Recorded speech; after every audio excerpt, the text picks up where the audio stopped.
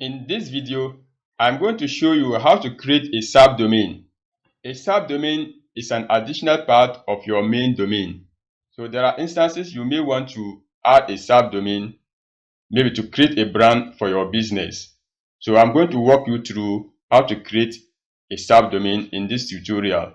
Keep watching.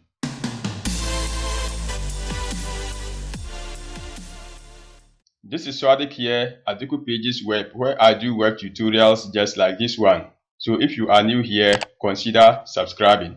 That said, let's get started. So in this video, I'm going to show you how to create a subdomain using cPanel.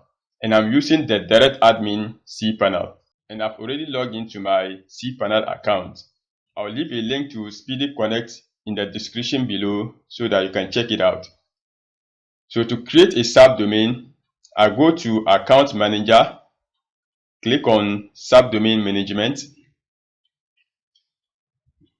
and these are the various subdomains I've already created. So to add new subdomain, I click on Add Subdomain.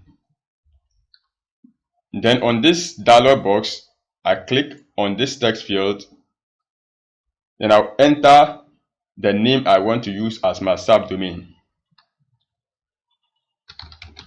Tech, and then my main domain is already there, so it will be tech.dikupages.com. Then I add subdomain. Subdomain created, and here it is.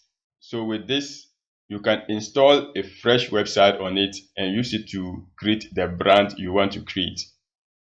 So this is how we create subdomain on cPanel, that is if you are using the DirectAdmin cPanel.